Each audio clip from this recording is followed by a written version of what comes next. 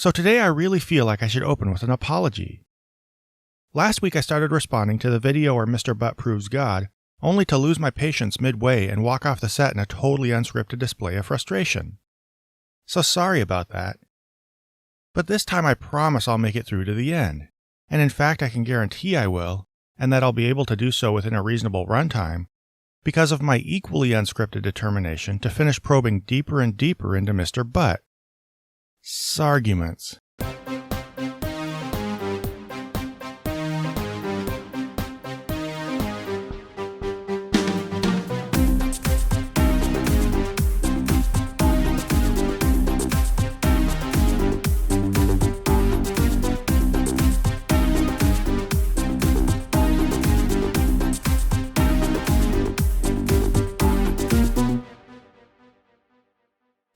As always, please remember to like if you liked the video, comment if you have a comment, and share if you think it's worth it. And if you want to support my work, you can find a link to my Patreon page in the description box. Now with that, we pick up where Mr. Butt, having run us through a lazy retread of the first cause and design arguments, explains that life needs a supernatural life giver. Alright, let's do this. Proof number 3. Life demands a supernatural life giver. So here he continues to indulge his bad habit of adding words like supernatural to his totally sincere investigation into the facts. Which makes sense because anybody trying to figure out where life came from outside the context of a bald-faced attempt to justify pre-existing belief in Christianity would have inevitably deduced the supernatural part. Yep. You see, in the material world, we have come to understand that there is a law of biology called the law of biogenesis. Okay, first off, Google the words law of biogenesis. How many of your results are creationist materials, and how many are anything else? Just saying. But I have a feeling we all know where this is going, because I can only see it being a lazy carbon copy of the cause and effect part of the presentation.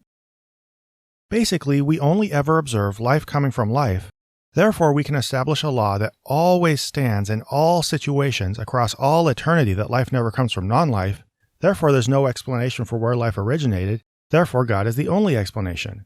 And the Christian God, by the way, before you actually start considering possibilities, which you won't because you're a Christian who came to hear me justify Christianity.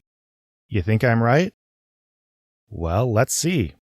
Law of biogenesis simply says this, that in this material, natural world, life comes from previously existing life of its own kind. Now, when we look at how people used to think about life, they said, no, life can arise spontaneously from non-living chemicals. And yet every single biological experiment has shown us that that simply is biologically impossible. Life doesn't arise from non-living chemicals. Oh boy. There's so much so deliberately wrong here on such a basic level, you could build a science literacy syllabus around it. Let's first point out that scientific experiments by their very nature never come to a final conclusion that something is impossible. Don't get me wrong, they show us patterns, and these patterns, including what they tentatively rule out as uselessly far-fetched, are extremely valuable. So I don't mean to understate the importance of scientific findings, or be one of those idiots who say that every crazy thing goes just because science might sometimes be wrong. But on the other hand, scientists operate on the understanding that their ideas could, and should if science is doing its job, eventually be overturned or at least honed or modified.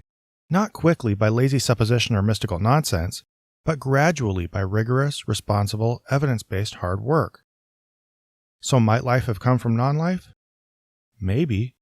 It sure seems to contradict what we see happening in the observable universe, and it would be silly to suggest that we'll wake up tomorrow and find animals crawling out of the dirt. However, life got here somehow, and since an infinite regress of organic creatures giving birth to each other for all eternity past seems impossible, then it's fairly reasonable to suggest that this is one of those times where current scientific laws might be up for question. But here's the trick Butt plays. He claims that scientific findings totally rule out one strange-sounding phenomenon, that of life arising naturally from inorganic material, but then just lets another, that of life being spoken into existence, skate through without question. And the only reason his audience laughs at the more plausible one yet gives the totally absurd one a pass is that they're already invested in the absurd one. But if the failure of experiments to produce life from non-life proves that can never happen, then wouldn't it be fair to assume the same of experiments that try to produce life from the spoken word? So let's try it out and see what happens.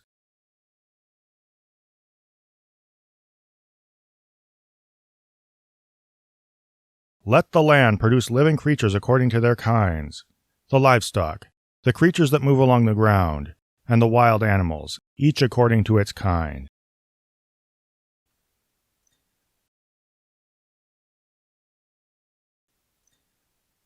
What do you know? It didn't work.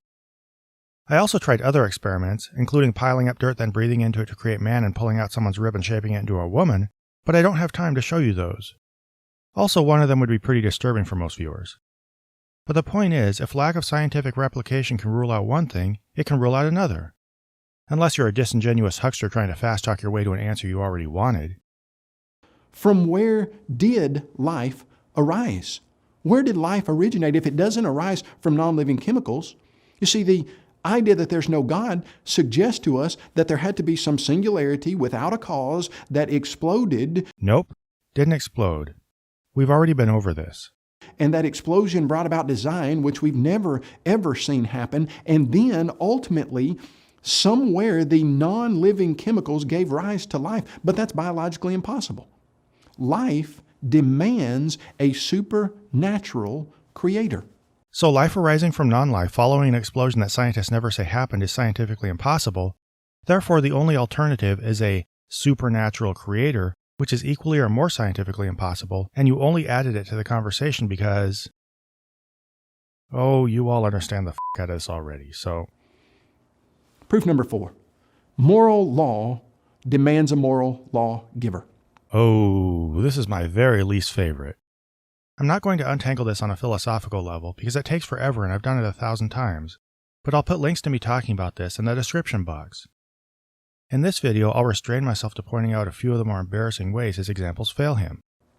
If some things are objectively morally right, and other things are objectively morally wrong, then there must be a God.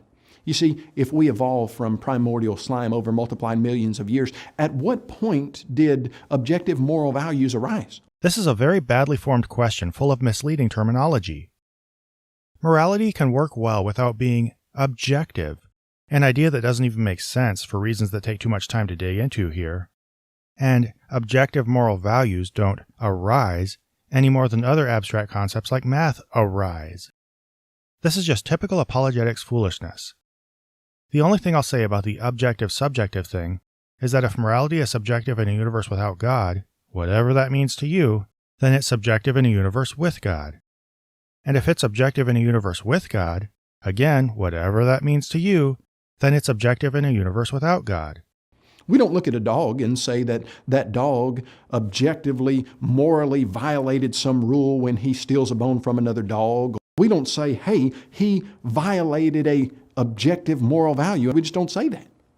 But we do say that humans can perpetrate things that are objectively morally wrong, that humans can be involved in things that are morally right. If that's true, there must be a God. What he's doing here is breaking morality down into simplified, ridiculously childish terms that demonstrate that either he doesn't understand morality or is just counting on his audience not to understand it. So no, according to the terms he's using, I guess a dog isn't breaking some objective moral principle by taking another dog's bone. But all this proves is that Buck can match his own terminology with his own choice of hypothetical scenario in a way that sounds weird. And the fact is, we do have expectations of dogs' behavior that amount to what could be called a crude moral code. This can vary for different dogs in different situations, just as expectations of different humans can vary in different situations. But in general, we pretty much never tolerate random biting, we discourage barking or peeing indoors, and there are things we train them not to get into. Sure, this is much more basic than what we expect from humans, but that's only because of the limits of what we can realistically expect from a dog and how we can communicate with one. And dogs, like humans, do get a feel for what they're supposed to do and respond with pride to being praised and experience shame when they know they've done something wrong. And notice I used the word wrong here and it didn't feel out of place. That's because we do use words like right and wrong to describe animal behaviors, And nobody bats an eye until apologists start tediously splitting hairs over malformed questions about whether something is ultimately and objectively right or ultimately and objectively wrong. But here's the trick.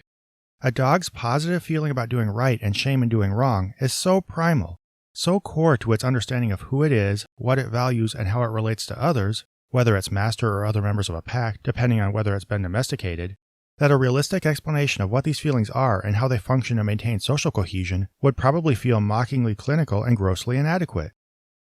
The dog just couldn't step outside these feelings or the mental framework that generates them well enough to see them as anything other than universal objective principles. Now, can I be sure a dog really feels this way? I don't know. As someone who's owned dogs all my life, including a team of sled dogs when I was a kid, I think it's plausible even if I don't know for sure. But at the very least, considering the possibility should help you reflect on how easy it is to inflate, even entirely misunderstand, what we call morality. We're trying to sum up and realistically describe some of our deepest instincts, those that drive how we feel about and behave toward others, and any attempt to do so is going to be fraught with potential for misunderstanding. So I'll ask as I often ask, what's more likely? That we feel overwhelmed by and thus stand in undue awe of the primal instincts that drive social cohesion and the mutual expectations we have of each other? And that we're disgusted by any suggestion that questions or even clinically examines the expectation of humane behavior toward those we care about? Or that our morality simply reflects the nature of an invisible spirit being and somehow just happens to mirror what would be necessary for us to succeed as a social species? So while Mr. Butt's flippant comment about a dog taking another dog's bone was intended to undercut secular morality, any peek beneath his gross oversimplification opens a Pandora's box of questions that ironically undermine religious assumptions about morality. Hell, just watch a documentary about social expectations and even child rearing in communities of other primates, and it becomes clear that, on the question of morality, humans are separated from other animals not by a hard line where we have it and they don't, but by shades of complexity allowed for by a greater intelligence and more nuanced verbal communication. Gee, see how long Butt made me talk about this? Simplifying morality only takes a moment, but explaining how someone simplified it takes forever. Proof number 5, free will exists. The atheistic idea that there is no God is founded on the idea of materialism, the idea that this material world is all that there is, all that there was, and all that there ever will be. Not necessarily. I would say a better way to put it would be all that we see, all that we've seen, therefore all we're likely going to see, and why get into wild speculation about anything else, but whatever. Because of that, atheism has to suggest that you as a person don't really have free will, that there is no being inside of your body or brain. I would sure hope not. That would be scary. Kind of like those worms from Wrath of Khan. That is supermatter. That really what's going on in your brain is just electrons bouncing around, and you're the product of those bounces, and you don't really make decisions on your own. It's just the physical laws and properties going on in your brain. If you are watching this video of your own volition, then the fact of the matter is there has to be a God that can account for that free will that you as a person have. There has to be a God if there is free will. So I don't know about you, but this one about free will was so desperate I found it boring. I mean, did Butt even really make an argument at all? First off, the whole insinuation that you're less of a person if your consciousness is generated by electronic impulses instead of by something spiritual, or something super matter, which is a word he strangely chooses to use, is nonsense. Consciousness is consciousness, regardless of where it comes from. But he just says we can't have free will in a natural universe, therefore God, and drops it at that, without even explaining how God makes free will possible. This is made even more absurd by the fact that, as I'm sure you all know, the existence of an all-powerful, all-knowing creator God makes free will even more problematic, since such a God would have necessarily known everything you would do based on how he made you and set you into motion, and was knowingly setting you up to inevitably do them all. And in fact, if he exists outside time, then from his perspective, he instantly, by his own choice, created not only you, but all your actions, including your sins. Chew on that for a minute. Basically, the question of what free will is, and if we can even possibly have it, is one of the most difficult philosophical puzzles for us to untangle given any set of spiritual or cosmological assumptions. So to just say it's impossible without God, but God instantly solves it, is just transparently and pathetically lazy. And proof number 6, human reasoning. You see, we reason on a regular basis. We understand abstract ideas. If we were products of blind, chance, random processes over multiplied millions of years, reasoning and the laws of reasoning simply would have no explanation. And yet we reason together on a regular basis. From where does reason arise? It's got no naturalistic, atheistic explanation. Or rather, it has no explanation you're aware of, which makes this as straightforward a God of the gaps argument as pretty much everything on Butt's list so far. Or, wait, actually literally everything, right? Look, what we call our reason is easily, if roughly, accounted for by thought processes running through our brains. But setting that aside, consider the absurdity of the task Butt is asking us to undertake. He's asking us, as the products of our own thought processes, to evaluate the sum of them from the inside and, ignoring the possibility that we might be mystified by and thus mistake necessary origins of minds that fully contain and even run deeper than our own conscious thoughts, understand how our own minds work well enough to rule out natural explanations for them. And of course, rush straight to the alternative of not only God, but the God of the Bible. Is this getting repetitive yet? If there's any value in this, it's that Butt is showing us how similar most apologetics really are. Anthony Flew. Anthony Flew. All right, go ahead. Because one atheist can't change his mind about anything without us hearing about it for the rest of our lives. The atheist who wrote Theology and Falsification, the most popular atheistic paper for the last 100 years, the last century. Was it actually most popular in any quantifiable way at all? Or are you maybe puffing up Flew as an exaggerated singular authority within the atheist community to give your audience equally exaggerated comfort in the fact that when he shifted toward theism in a way you'll probably also exaggerate, he became an object lesson in what any atheist will realize once we give anything any thought? In 2006, he co-wrote a book titled There Is a God: How the World's Most Notorious Atheist Became a Believer. He stated that his rule of life had always been to follow the evidence where it leads. And he said he followed that evidence. And it led him to the conclusion that there is a supernatural, intelligent God. Yes, just like Lee Strobel and J. Warner Wallace and Josh McDowell and countless others, Flew is offered as an example of what always supposedly happens whenever you follow the evidence wherever it leads. This is so basic it's boring. The overwhelming majority of the atheist community is made up of former Christians who claim to have been turned by evidence, so I wouldn't think this is a can of worms apologists would want to open. But I guess most Christians aren't ever going to be exposed to that fact, since, their sense of who gets convinced in the clash between atheism and Christianity comes from dust jacket testimonials that totally aren't exaggerated or even made up to sell books. Which is why they generally think you're just being stubborn every time you're not instantly blown away by level 1 arguments that apologists pretend to have been converted by. Let's let the evidence lead us to that same conclusion. So at the start of this video, he says, follow the evidence wherever it leads. But then his final call to action is a reminder to lead yourself to a specific predetermined conclusion. Surprise!